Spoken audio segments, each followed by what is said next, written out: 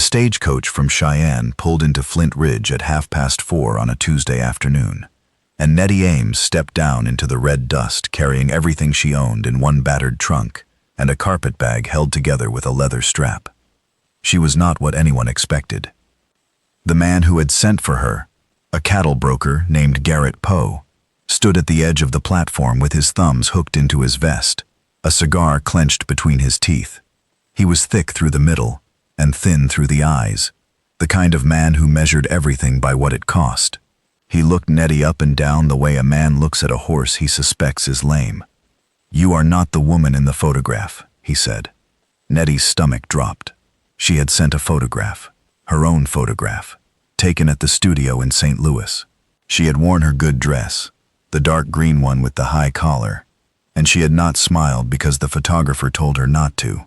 She was plain and she knew it. Brown hair pinned back from a square jaw, steady gray eyes, freckles across her nose that no amount of buttermilk would fade. But she was the woman in the photograph. "I am Nettie Ames," she said. "I answered your advertisement. We have corresponded for 3 months." Poe pulled the cigar from his mouth and spat. "I corresponded with a pretty redhead. Somebody switched the picture. Or you did. Either way, you are not what I ordered." The words landed like a slap. Around them, the depot platform had gone quiet. A woman carrying a basket of eggs stopped walking. The station clerk looked up from his ledger. 2 cowhands leaning against the rail exchanged a glance. "You cannot send me back," Nettie said, keeping her voice level. "I have spent every cent I had on the fare. I have no ticket and no money." Poe shrugged. "That is not my concern. I paid for a bride and I got the wrong one." He turned to the station clerk. "Put her on the next stage east. I will not be charged for damaged goods." Damaged goods. The phrase hit her like a closed fist. She felt the color rise in her face, and her hands begin to shake, and she locked her fingers together so no one would see. "I am not damaged goods," she said quietly. No one answered. The depot platform was silent, except for the stamping of the stage horses and the creak of the coach springs. Every face was turned toward her, and not one of them moved to help. She reached for her trunk. She would drag it to the street, find a bench, sit down and think. She had survived worse than this. She had buried both parents by the time she was 19. She had worked 3 years in a laundry in St. Louis, standing in steam until her hands cracked and bled, to save the fair West. She had answered Garrett Poe's advertisement not because she was desperate for a husband, but because she was desperate for a life that did not smell like lie. She would not cry. She would think. A hand closed around the handle of her trunk before she could lift it. She looked up. The man was tall, lean as a fence rail, with a face that looked like it had been carved by weather, and then carved again by something worse. A scar ran from his left temple to the hinge of his jaw, white and puckered, pulling the skin tight so that side of his face held a permanent squint. His hat was sweat-stained, and his duster was the color of old dust. His eyes were a washed-out blue, pale as creek water in winter, and they were looking at her with an expression she could not read. "Ma'am," he said. His voice was low, rough at the edges, like a saw blade that needed setting. "Where would you like this taken?" She stared at him. "I do not know where I am going." He nodded as though this were a perfectly reasonable answer. He picked up the trunk one-handed and set it in the bed of a buckboard wagon parked at the rail. "My name is Levi Stratton," he said. "I have a ranch 11 miles north. The bunkhouse has a spare room with a door that locks from the inside. You are welcome to it until you sort out where you are headed." Behind them, Garrett Poe let out a bark of laughter. "Stratton, what are you going to do with a mail-order bride nobody wants?" Levi turned and looked at Poe. He did not raise his voice. He did not ball his fists. He simply looked at the man with those pale, still eyes, and something in the look made Poe's laughter die in his throat. "I am going to offer her a roof," Levi said, "which is more than you have done." He turned back to Nettie. "Ma'am?" She looked at the buckboard. She looked at the empty platform behind her. She looked at the man with the scar, and the quiet voice, and the trunk already loaded. "Thank you, Mr. Stratton," she said, and she climbed up onto the wagon seat. They drove north in silence for the first 3 miles. The land opened up around them, rolling grassland, sage-dotted hills, a sky so wide it made her chest ache. The road was rutted and the wagon rocked, and Levi drove with the easy patience of a man who had made this trip 1,000 times. "The bunkhouse has a wood stove," he said after a while. "It pulls a little to the left, but it heats well. There is a well behind the barn. I eat supper at 6 and breakfast at 5. You are welcome at my table or not, as you choose." "I choose to earn my keep," Nettie said. "I can cook, I can mend, I can keep books if you need them kept." He glanced at her. Something moved behind those pale eyes. Surprise, maybe, or the first edge of respect. "I could use someone to keep books.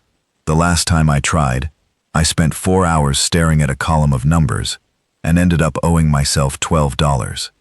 She almost smiled. She caught it before it reached her mouth and held it in her chest, where it sat warm and startling. The ranch was called the Scar Bar, and when Nettie saw it, she understood why. The brand was a straight line crossed with a diagonal slash, a scar, branded into every hide. The main house was low and solid, built of logs chinked with gray mortar. The barn was twice its size. A corral held 6 horses, and beyond it, the pasture stretched out to a ridge of dark pines. Levi carried her trunk to the bunkhouse and showed her the room. It was small and plain. A cot, a washstand, a window that looked west toward the mountains. He pointed to the bolt on the door. "That locks," he said. "Use it." Then he left her alone. She sat on the cot and put her face in her hands. Not to cry. She had promised herself she would not cry, but to breathe, to let the shaking in her bones run its course. She sat there until the light in the window turned gold, and she could smell wood smoke from the main house. And then she stood up, washed her face, smoothed her hair, and walked across the yard to earn her keep. Supper was salt pork and beans. Levi ate without conversation, his scarred face bent over his plate. A ranch hand named Dobie sat at the far end of the table, a wiry man with a sun-blistered nose, who looked at Nettie with frank curiosity, but asked no questions. She ate everything on her plate and washed the dishes without being asked. "You cook tomorrow," Levi said from the doorway. It was not a question. "I cook tomorrow," she agreed. She made biscuits for breakfast. Real biscuits. Golden, flaky, the kind her mother had taught her to make with cold butter and a light hand. When Levi bit into one, he stopped chewing and looked at her with an expression of pure, undisguised astonishment. "Where did you learn to make these?" he asked. "My mother. She said the only 2 things a woman truly needed to know were how to make biscuits and how to look a liar in the eye." Something cracked across Levi's face. It took her a moment to realize it was a smile. The scar pulled the left side tight, so the smile came out crooked and startled, like something that had been locked in a cellar and had forgotten what daylight looked like. It was the most beautiful thing she had seen in Flint Ridge. The days settled into a rhythm. Nettie kept the books, which were a disaster. Receipts stuffed in coffee cans, tallies scratched on fence posts, a ledger that looked like it had been used to press wildflowers. She organized everything into clean columns and discovered that Levi Stratton was not a poor man. He was a careful one. He spent little, saved much, and ran a tight operation. She mended the torn curtain in the main house and hung it back without comment. She oiled the hinges on the barn door that had been screaming for a year. She planted sage along the south wall of the bunkhouse because it reminded her of the smell of her mother's kitchen in Illinois. And when Levi noticed it 3 days later, he stood there looking at the small green shoots with an expression she could not name. She also discovered the scar. She did not ask about it. She waited, because she was a woman who understood that some doors opened only from the inside. 2 weeks in, on a quiet evening when they sat on the porch watching the sun go down, Levi told her, "Bar fight in Abilene," he said. "I was 23. A man broke a bottle across my face because I told him to stop hitting the girl who worked the tables. The doctor said I was lucky it missed my eye by a 1/4 inch. Nettie looked at the scar. She saw it differently now, not as a wound but as evidence. Evidence that this man, at 23, had stepped between cruelty and someone who needed help, the same way he had stepped forward at the depot.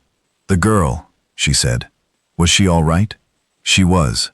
She married a dry goods man in Topeka, has 4 children. And you?" "I came north, built this place, decided I was better off alone." "Are you?" she asked. He did not answer. He looked at the mountains, and she saw the muscle in his jaw work, and she did not push. On the 3rd week, Garrett Poe rode onto the property. He had brought 2 men with him, thick-armed ranch hands, who sat their horses with the deliberate ease of men who expected trouble. Poe pulled up at the corral fence and called out to Levi, who was in the barn shoeing a horse. "Stratton, I hear you have got my bride keeping house for you." "I have changed my mind. I will take her after all." Nettie was at the kitchen window. She heard the words, and her hands went still on the bread dough. Levi walked out of the barn with the shoeing hammer still in his hand. He did not hurry. He did not raise the hammer. He simply walked to the corral fence and stood there, 6 feet from Poe's horse, with the sun behind him and the hammer hanging easy at his side. "She is not your bride," Levi said. "You called her damaged goods on a public platform and put her off the stage. You forfeited any claim you had. I paid the bride fare. You paid for a woman like she was a side of beef. And when she did not match the picture in your head, you threw her away in front of the whole town. That is not a claim, Poe. That is a disgrace." Poe's face went dark. One of his men shifted in the saddle. Dobie appeared at the barn door with a rifle resting easy across his forearms. "She is under my roof," Levi said, "and she stays as long as she chooses. If you ride onto my land again, I will consider it trespass. You know what I do about trespassers." Poe looked at the hammer.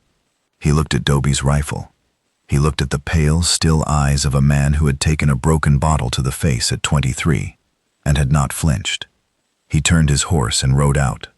Nettie met Levi at the barn door. Her hands were still dusted with flour. She was shaking, but not from fear. "You did not have to do that," she said. "Yes, I did." "Why?" He looked at her. The crooked smile came again, slower this time, like the sun rising over a ridge it had been hiding behind. "Because you are not damaged goods, Nettie Ames. You are the best thing that ever stepped off a stage in Flint Ridge, and the fact that Garrett Poe could not see it does not mean I am blind." She stood in the barn doorway with flour on her hands, and tears she had promised herself she would not shed sliding down her cheeks, and she did not wipe them away. She let him see. "I was not looking for this," she said. "Neither was I. I came here to keep books." "You came here to keep more than that," he said. "If you want to." She wanted to. She had known it since the biscuits, since the smile that came out crooked and startled, since the night he told her about the bottle and the girl in Abilene. She had known it the way you know the direction of north, not because someone told you, but because something inside you points that way and will not stop. "I want to," she said. He took off his hat. He held it in both hands, the way she had seen men hold things they were afraid of breaking. "Then I would like to ask you something, and I would like to ask it properly. Ask, will you marry me? Not as a business arrangement, not as a mail-order bride, as a woman I love, standing in my barn, with flour on her face." She laughed. It came out bright and sudden, and a little broken, and it echoed off the barn walls and startled the horses. "Yes," she said, "with flour on my face and all." They married on a Saturday, in the parlor of the ranch house, with Dobie as witness, and the circuit preacher who had ridden 50 miles for the occasion. Nettie wore her green dress, the one from the photograph, and Levi wore a clean shirt and the first tie he had put on in 7 years. When the preacher said, "You may kiss the bride," Levi touched the side of her face with fingers that were calloused and careful and infinitely gentle. And he kissed her, like a man who had spent a long time in the dark and had just found the door. That evening, she sat at the kitchen table, with the ledger open in front of her, entering the day's figures. Levi came in from the barn and poured 2 cups of coffee. He set one beside her elbow and stood behind her chair, and after a moment she felt his hand rest on her shoulder. Light, warm, certain. "The books balance," she said. "They do now," he said. Outside, the Scar Bar lay quiet under a sky full of stars, and the brand on the gate, that straight line crossed with a slash, looked less like a wound than it ever had. It looked like what it was, a mark that said, "This man stood up. This man did not look away." Neither had she.